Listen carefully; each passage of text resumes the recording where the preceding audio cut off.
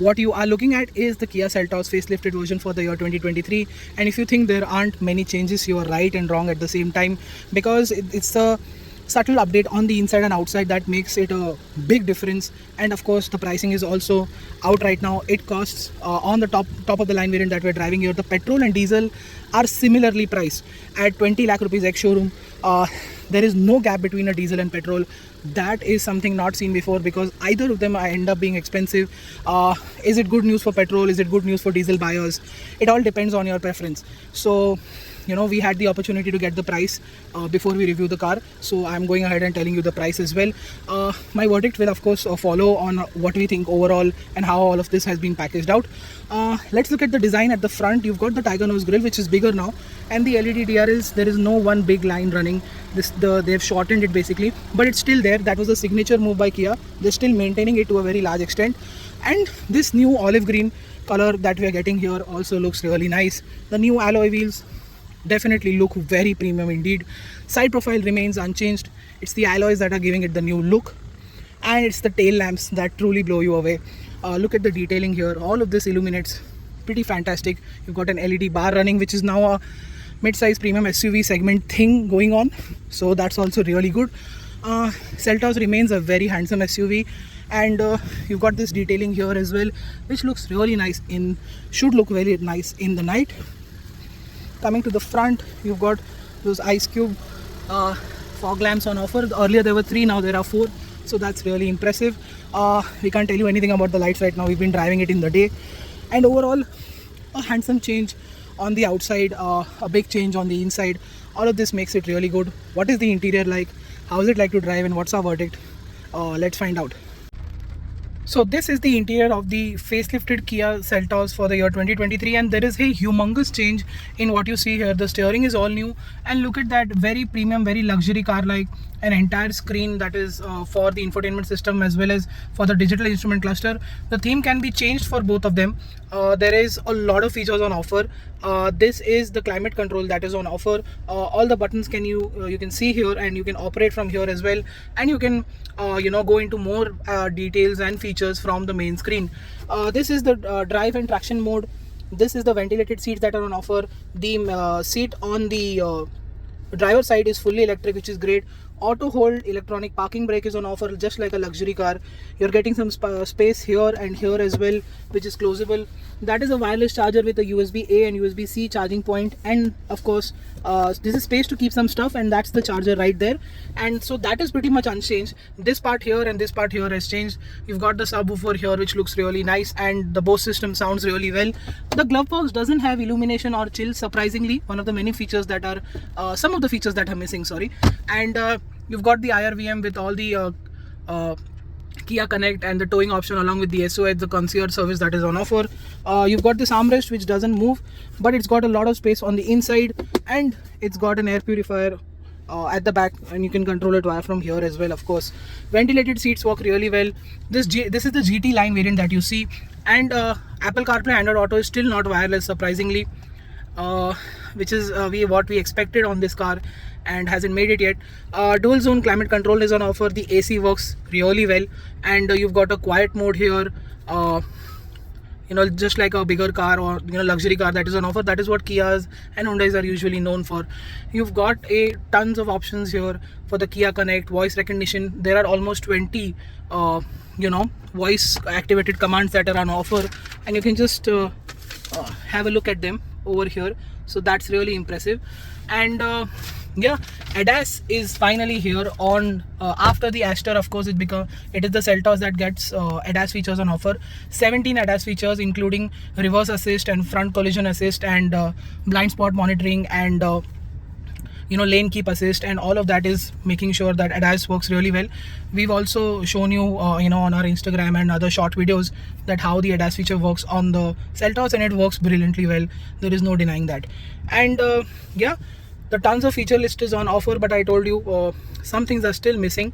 And let's get at the back. Let me just quickly show you what is on offer, because nothing really has changed at the back on the Seltos, because there is no change to the wheelbase or anything like that. So the space that you get here is still the same, which is just about okay in terms of knee room and leg room. Under thigh support is also just about okay. You've got, of course, the full blown panoramic sunroof that is on offer, but as you can see, I'm just opening the shade and the entire sunroof is opening up, and that is something that they should have fixed, because there should have been a dedicated button just for the shade, but that isn't there. Height adjustable seat belts are on offer. Let me just close that because it's rainy season, it can rain anytime. You've got an armrest with cup can holders, and yeah, you've got sunshades on the GT line here, which are really nice. Some segments above also don't get this feature. 2C charging points, AC vents, space here to keep some stuff. So pretty impressive. Door pads, in terms of door pad space, also is good enough for just one bottle. And let me show you a fully packed boot that is on offer. I am traveling a little heavy this time, and as you can see, the boot can take a lot of stuff, and there's a bag behind this as well, so there's a lot of space here on offer. You've got a light here as well, so the interior is pretty much the same, but it's changed at the same time. You've got start stop on offer, engine start stop on offer is also here, and electric seats is a big plus. The sunroof is a big plus. The screen layout is just elevates the cabin experience altogether. The sound system is pretty good, like I told you. There are ADAS features on offer. We're driving the diesel automatic right now, and how is it like to drive? Let's find out. So what is the Kia Seltos like to drive? Well, we've understood everything in our test drive, and we've also driven the diesel engine. We have driven the petrol 1.5 turbo in the Verna, which is the same engine seen in the Seltos as well, but that discussion is going to be kept for a different day. Let's talk about the diesel, the handling, the steering, and what all changes have been done to the diesel, because if you've been following our short videos, we've told you a lot about what is on offer with the new diesel. And let's begin with the engine itself. It's a 115 PS motor, 250 Newton meters of torque.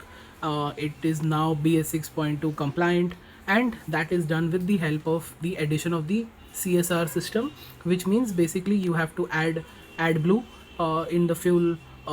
When you open the fuel tank filler cap, you'll find two knobs over there, and you will have to fill AdBlue once it goes down. Most of you are familiar with, most of you won't be, because the highlight for Kia's diesel engine always has been the fact that it did not require a SCR system and AdBlue system, but now it does.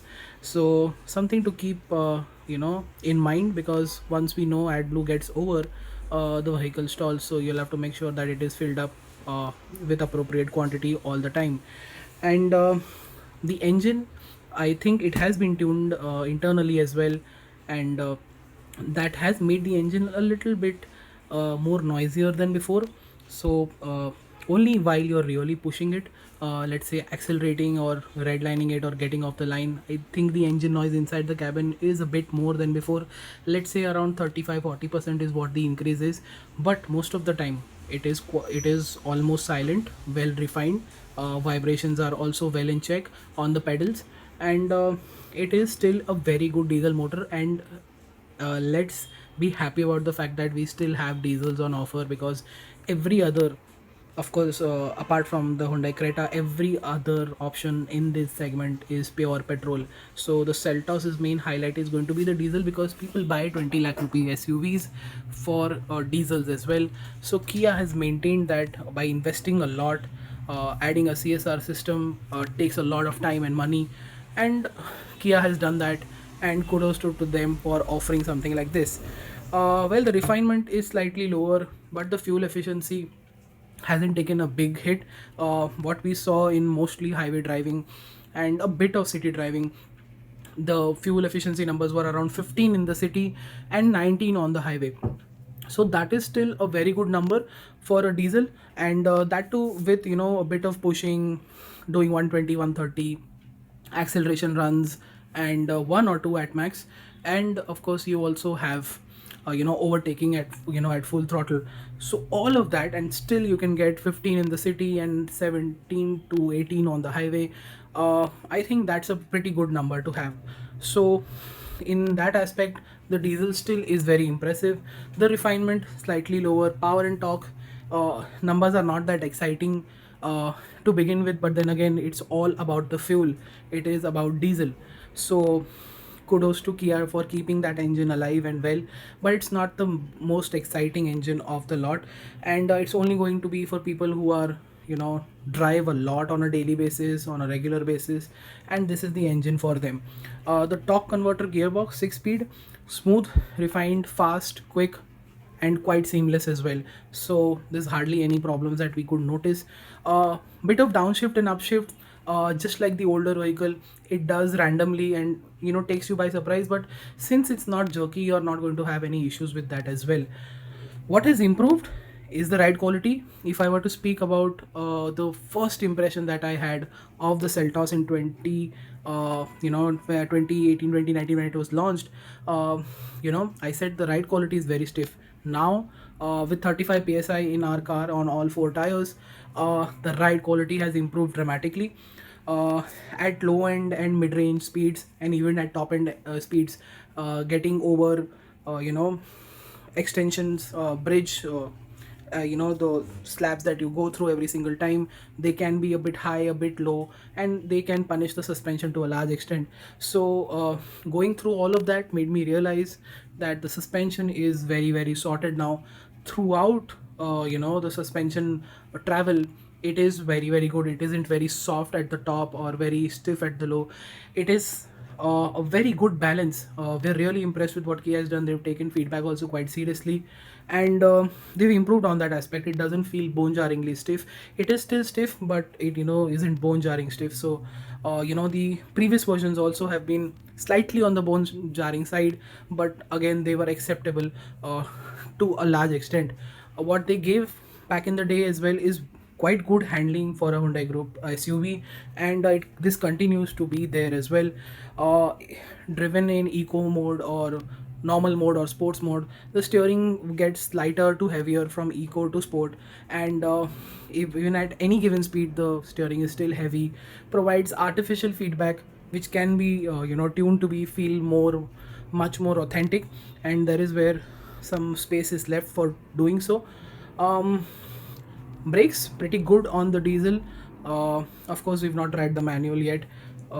We've only had the time to go through the torque converter diesel engine equipped car, and like I said, we're impressed with the suspension. There are good brakes. The steering is good. Could have been better. The drive mode makes things apt for the condition that you want it. It's just that it can be tuned a little bit better. Driving modes work with the engine as well. The sport version makes the engine much more livelier. Eco mode dials down it all, and normal behaves pretty much normally. And eco in the eco mode, what you see is uh, the upshifts and downshifts happen a little more quickly. With the sport, it holds the red line, so it's doing its job quite well. And whichever mode you are in, it will exactly make you feel like which mode you are in right now. So that's quite impressive, really well done. You have traction modes as well, but of course, we were in the bit of a wilderness, but again, due to shortage of time, we did not get to try the traction modes, which are going to be similar as before. So they should be quite competent. We'll still hold our judgment when we get to road test the vehicle for a longer period of time, but right now we are impressed how the Kia Seltos drives. Good suspension, good steering, good brakes, good engine, and most importantly, there is still some room for improvement in every other way. My verdict is the fact that the Seltos is a complete vehicle. It has the wow factor, it has a diesel engine, it has a very potent petrol motor that we will try soon. So it's a very attractive car with a lot of features on offer. There are certain features which are not there. I've told you in the short video, you can go check it out. What the Seltos lacks is a bit of a better stance. It could do with more length, more width, to make it feel more premium on the inside with its space, and not just with its quality. And the overall stance of the vehicle still you know doesn't feel very very SUV like. It's still somewhere in the crossover. And the other uh, legacy manufacturers in this segment, such as Volkswagen and Maruti, along with Toyota, and Volkswagen along with Skoda, have done a great job in showing what they can really do with their designs, and they actually stand out and shout the brand name quite well. The Seltos, of course, is very popular, but it just doesn't impress, in the way the entire design stands, standing out together. And I think Kia needs to work on that as well. I hope that change is still quite far away, and but it should happen. And till that time, the Seltos will continue to wow with so much it has to offer. The pricing, petrol and diesel are bang on the same in the top end, and even throughout the variants, there is hardly any difference between the petrol and diesel. So, you know, Kia is offering a good, efficient diesel engine, a powerful petrol motor, and all of that comes together really well. As the package, it's fantastic. But like I said, Kia needs to work more on, establishing the SUV a bit more when it comes to design, when it comes to the length and the width of the SUV, to make it even better. Even Maruti Toyota have gone ahead and offered all-wheel drive, which we could have expected in the Seltos, which we isn't seen here. So Kia needs to work on that aspect. Everything else is going to be love at first sight. It already is a big success with almost 15,000 bookings, and those numbers are expected to grow. Kia will continue to have a large market share in the industry, and we look forward to seeing the Kia Seltos for a road test, along with doing probably a comparison with one of its rivals, to tell you exactly how they go against each other. Right now, that's it. Thank you so much for watching. Follow us on our social media and website for everyday updates. Until then, goodbye.